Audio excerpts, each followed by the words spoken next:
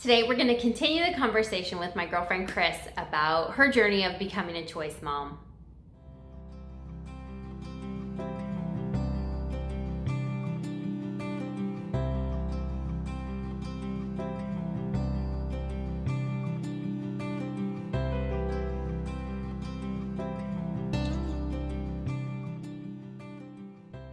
Okay, I want to go back really quick and talk about, you said you got married at 37. Mm-hmm. How old were you when you got divorced?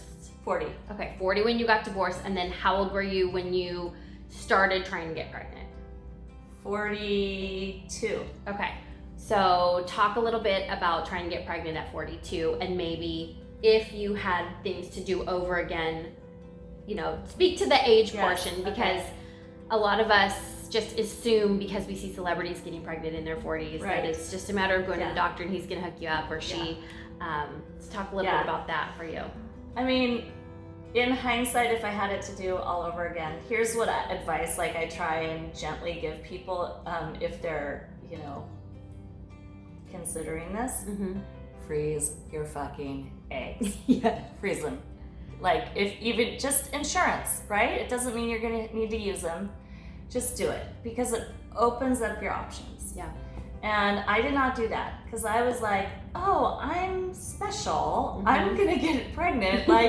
if I have to go down this path, which is a challenging path, of course I'm gonna get pregnant on my first IUI transfer. Mm-hmm. So or IUI, whatever you call it, right? I was like, oh, I'm just gonna, get pregnant on my first couple tries. Well, that didn't happen. And a few months would go on in between each of those. So time kept going on. And finally I was just like, we're doing IVF. I want to, let's just get this done. Mm-hmm. I'm ready to be a mom and I don't want to dick around. Pardon the pun, right? Right. Yeah. So, I did IVF and then I had to do 2 rounds of IVF. So it took 4 legit tries, 2 IUIs and 2 IVF transfers. And I probably could have been more efficient about it because I did let time go by in between each one. But I feel like that time that goes by, you're nourishing your own soul. You're taking care of your own self in that process. You're not a machine. You're not just, I'm going to do this, I'm going to do this. And you have feelings about IUIs that don't work out. You have feelings about putting your body through IVF, taking on all that medication. You're a human. Right. It's not just a sequence of mechanical events. Right. So I totally get that. And I think that's why one of the things that I espouse or recommend is starting a little bit earlier than you think. Right. Give yourself the time. Give yourself time because it's an imperfect process. Right. If you need time to warm up to the idea and get in the groove with it and you want to try IUIs, go for it. Mm-hmm. From what I've witnessed and my own experience, if you are ready to be a mom, forget the IUIs and just do IVF. Get a loan, whatever. Get the money together. Find a clinic that will do it for you for $13,000. Mm-hmm. And not that that's not a small amount of money, but all in all, if you're ready, do the IVF, right? Because it just works much quicker. I have seen it also. You have to put a value on your own time, your own anxiety, your own angst, your stress, that kind of thing. I think IVF, because it tends to, on average, get you pregnant quicker, you get your peace of mind back sooner. Right. So there is value in that portion. But I totally get it. It's hard to get to that space. Right. I'm curious what you think, what kind of emotional work you had to do to get to the space of being able to try, or what work you recommend that other people do in order to like be ready, because it's really not something that you can just go out there and do. Like, lifelong repercussions, ladies. You know, like you do want to think through it. You're getting on that train and you're not getting off the parenthood train once you step onto that. So I mean, no one goes into this lightly, right? But for me, it was well, number one, I have a great therapist. I love her. I think all human beings on the life on planet Earth journey should go to a therapist. Right. Good times, bad times, whatever. Just go. Right. So I really leaned on her through this to work through kind of the ups and the downs, but mostly the judgment that I had around it, and the fear that I had around it, like, what if I do this and then ultimately it doesn't work? So meaning that you don't get pregnant? That I don't get pregnant. Okay. Yeah, so it's kind of like when you don't try, you can't fail. Okay. And so there was a little bit of that. And there was some grief that had to happen in letting go of what I had in my mind for what my life was going to look like. So I had to really work through that, feel it, you know. And I know. It's funny because our life now with our kids is just our joy. And hey, I mean, I literally this morning video called her because my daughter keeps asking for her son and when are we gonna see him and is he coming over and what is he doing and all this stuff. So I'm like calling her early this morning and like, that's the life that we're living now. Right. But I know a lot of people who are thinking about this path and trying to get pregnant, they're back in that space where the grief and the disappointment is a major reality of their situation. So I do like for those of us who are already on this side of it to pause and go back and just acknowledge that and talk about how each one of us had that in some way. And it's, you know, like your grief or disappointment are around different things than my grief and disappointment, and that is totally okay. And your situation is going to be something totally unique, and that's okay. But I just want to acknowledge that there is so much joy on this side of being a mom, but it is totally normal and reasonable and healthy probably to have a list of stuff that you have to work through and let go before you can wholeheartedly, you know, go through this process. Yes. And I would say like my internal work was the grief part for sure, but then there was shame there too. So I was kind of ashamed that I had to do this. Like, what's wrong with me? All the people I grew up with, all the people I went to college with got married and had kids. Right. And I was like, what's wrong with me? Am I like defective or like what is wrong? Like, so I had to really work through that because that is my own stuff. Like other people aren't necessarily thinking that. Like some people might go, oh, you're a single mom by choice. You're a rock star. Right. Like, what a badass. Right. And it's kind of funny too because like those people that you know from high school or growing up or whatever, like you know that they're married and maybe they have a crap marriage and you know it, or you're like, I would not, that works for her, it would not work for me or whatever. Like, even though you know people's lives are full of challenges, shall we say, there's still this other part that's like, something's wrong with me because I don't have a crap life like that, or I don't have a crap situation. Like, aren't I supposed to have a crap? Right. And I think that for a lot of people, that conventional path does work out. And of course it has challenges. Marriages are hard, right? Relationships can be hard when you're living under one roof with somebody. But also, I've had friends that come to me that are in marriages and they're like, damn girl, like I wish I had the freedom that you had.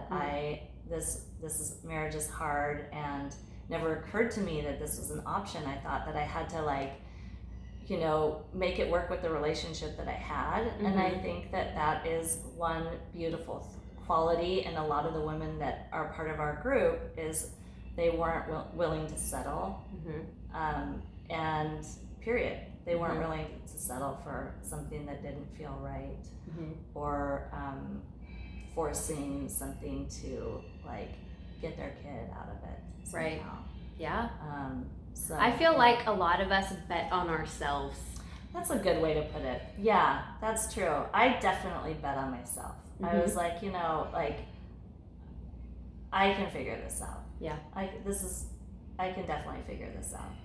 So, yeah. Yay. Yeah. Okay, so talk a little bit about like having your son and being a single mom and what is your life like, and given all this work that you've done and the challenges that you've overcome, like how does it feel now? Your son's 2.5. He's 2.5. It is intense.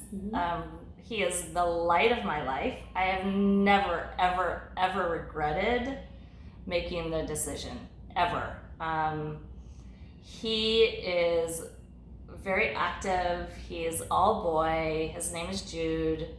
2.5 is fun because they're talking and you get to like watch their personality come out. And I'm also like watching, he's such a loving, affectionate child. So he'll be like, "Oh, you okay, mama?" You know, and like, it's just such a, we are buddies, you know? So, yeah. And you guys had an interesting adventure. You took Jude and took off for a while. Tell us about that. Yeah, so about a year ago now, we picked up and essentially moved to Mexico for 9 weeks. And I rented an Airbnb, and I had a friend who had lived in San Miguel de Allende, which is in Mexico, and he raved about it. And so I was like, oh, that sounds like a cool little city. And I did some digging into it because I'm self-employed.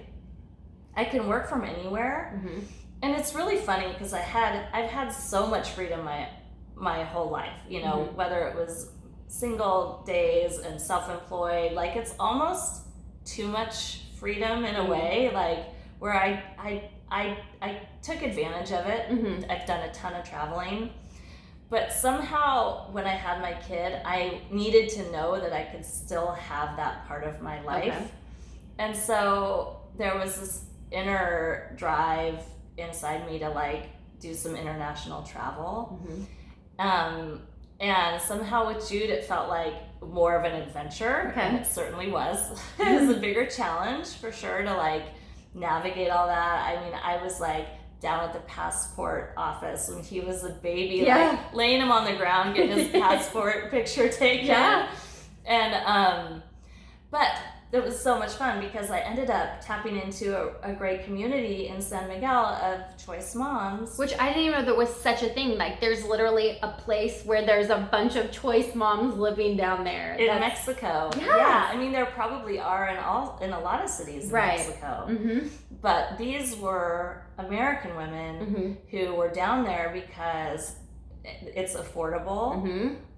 They could work remotely. The schools down there are phenomenal. I actually toured like 8 different schools, and they were like, you know, just so nurturing and caring and beautiful and also affordable, right? So it's also a very walkable town. Everything is very family friendly. The weather is good all year round. Anyway, it's just like laundry list of desirable qualities down there. And so I was like, oh, we're gonna go check it out. And we did, and it was so much fun. And these women that I met down there were also extraordinary. And we all are kind of like cut from the same cloth in a way. Isn't that just so interesting? Because you start off with this shame of like, something must be wrong with me. What? Am I defective in some way? How come this?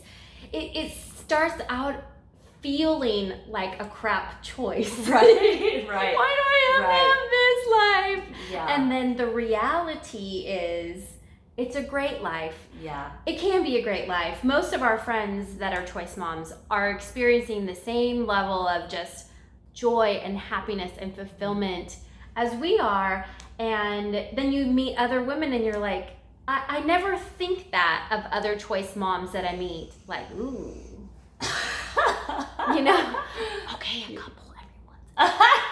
Just kidding. I mean, any group has their nuts, right? Yes. But for the vast majority of, you know, other choice moms, they tend to be pretty high caliber individuals.